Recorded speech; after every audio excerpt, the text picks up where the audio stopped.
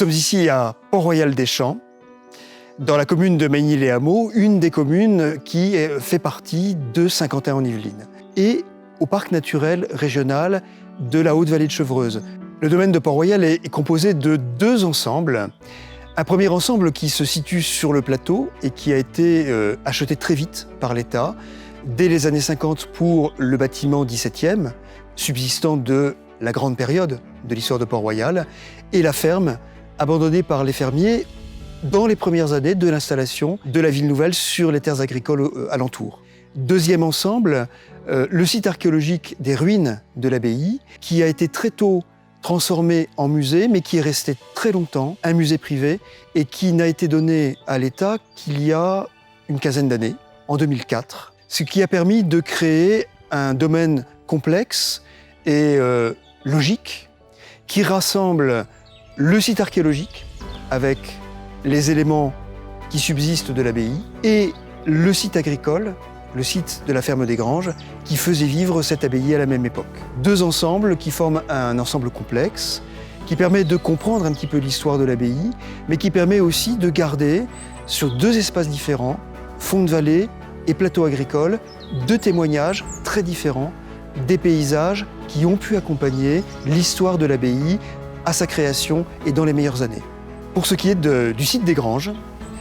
on est sur un paysage fortement remanié, avec une cour de ferme qui a connu plusieurs campagnes de transformation au niveau de ses bâtiments,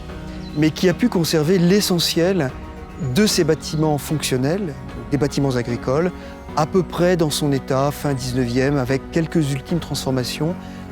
dans les années qui ont suivi la Deuxième Guerre. En revanche, les aménagements du XVIIe siècle ont partiellement disparu. Il reste de cette époque le grand bâtiment XVIIe qui sert aujourd'hui de bâtiment principal pour accueillir les collections du musée et quelques éléments bâtis qui évoquent le grand verger créé au XVIIe siècle qui est le jardin expérimental majeur et marquant de ce paysage de Port-Royal. À partir des éléments qu'on possédait de ce verger, nous avons pu, dans les années 90, avoir un important travail mené par les universitaires en lien avec le ministère de la Culture pour réussir à recréer un paysage singulier qui était retrouver une évocation de ce jardin majeur de fruits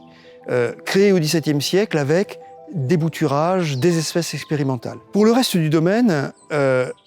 le domaine étant resté privé jusqu'à la Deuxième Guerre, il a fortement été remanié, et notamment au XIXe siècle avec des aménagements qui étaient des aménagements qui tendaient à le transformer en grand parc paysager dans la mode du jardin anglais. Donc une espèce de nature faussement sauvage et un ensemble de paysages qui mériterait une étude plus approfondie pour retrouver quel a été l'esprit de ce parc XIXe siècle. Dans une étude récente que le ministère a passée à un paysagiste,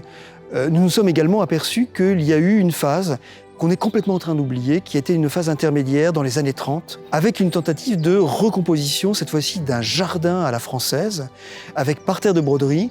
copié sur les grands parterres des jardins à la française environnants, que ce soit évidemment Versailles ou que ce soit plus loin Vaux-le-Vicomte. Là aussi, des tentations finalement de dire que ce paysage, on voulait le transformer pour essayer de coller non pas à la réalité d'un paysage historique, mais d'un discours. Ce lieu a été un lieu XVIIe et à ce titre-là, le propriétaire avait souhaité à un moment faire de ce paysage une sorte de nouveau paysage XVIIe, totalement pastiche. Et il se trouve que précisément ce paysage n'a pas duré très longtemps, peut-être une dizaine d'années, mais qu'il en reste encore quelques traces dans quelques aménagements résiduels au niveau de la terrasse, le long de la façade du bâtiment néoclassique construit vers 1900.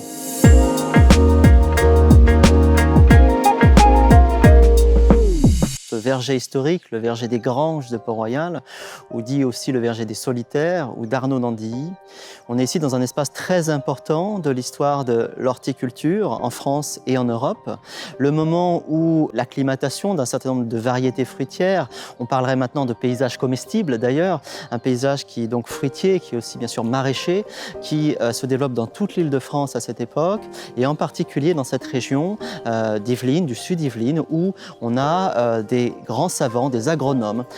qui justement écrivent expérimente, réinvente une horticulture héritée des pays méditerranéens, en particulier d'Italie. Et ici, dans ce joli coin d'Île-de-France, se crée ce verger historique en 1645-46 à Robert Arnaud d'Andilly, de la fameuse famille des Arnaud ici, donc les résidents, les penseurs et savants qui ont vécu sur ces lieux à côté des religieuses dont nous parlait Philippe Luez tout à l'heure. On a ici un laboratoire horticole où on trouve certaines des variétés qui sont créées, qu'on consomme encore de nos jours. C'est l'occasion ici dans ce verger de rappeler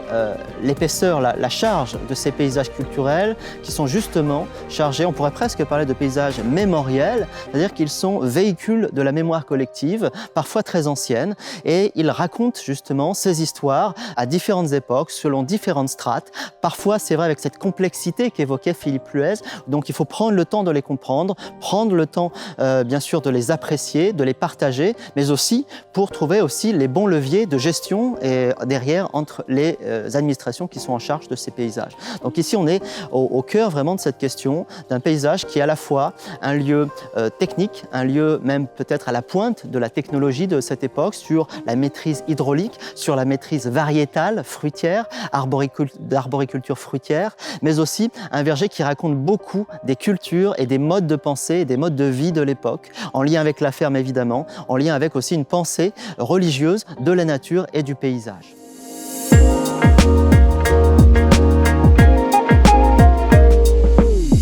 Le site de l'abbaye est constitué d'un ensemble d'environ une vingtaine d'hectares. Pour la partie la plus anciennement connue, c'est la partie occupée par les anciens bâtiments monastiques de l'abbaye, donc abbatiales, dortoirs, réfectoires et l'ensemble des lieux de vie des religieuses. Un ensemble qui a totalement disparu entre 1711 et 1713, au moment de la décision prise par le roi Louis XIV de demander la dispersion de la communauté à l'archevêque de Paris, de demander la suppression de l'abbaye à Rome et d'accompagner la communauté parisienne pour la disparition de l'abbaye à Port-Royal des Champs. C'est un endroit qu'on connaît depuis très longtemps car il a été ouvert dès la première moitié du XIXe siècle pour en faire une sorte de promenade musée, lieu de mémoire, avec un petit bâtiment qui accueille les premières collections des souvenirs de Port-Royal placés à la disposition des visiteurs. Un des paysages les plus classiques, je dirais, de l'espace, parce que son aménagement est un aménagement archéologique, comme on le faisait au XIXe siècle, dégagement de la partie de l'église, dégagement de la partie où se tenaient les bâtiments monastiques, mais sans qu'on ait été jusqu'à faire des fouilles plus complètes à l'emplacement des bâtiments. Cela dit, le paysage tel qu'on le connaît encore aujourd'hui, c'est-à-dire une rangée de tilleuls pour symboliser le cloître, est un paysage ancien, car il est installé dès les années 1850 pour pouvoir symboliser l'ensemble des bâtiments disparus, et ce paysage archéologique, romantique, existe toujours de nos jours. Ce qui est moins connu et pourtant tout aussi important, c'est le reste du domaine. À commencer par un grand étang qui se trouve derrière moi, qui est un étang créé de manière parfaitement artificielle au début du XIIIe siècle, avec la construction d'une vaste digue avec 3 murs de ressaut assez hauts par rapport au niveau du marécage,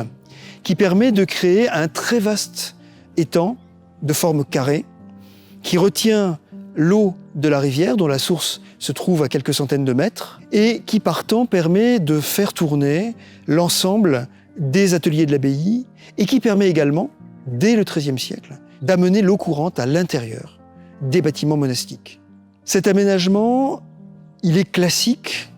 pour des abbayes qui sont des abbayes relevant de la congrégation de Cîteaux. Les cisterciens, en effet, s'installent généralement dans les fonds de vallées marécageux. Au cours du XIXe siècle, cet étang est totalement asséché et il a fallu attendre une étude paysagère faite à la fin des années 90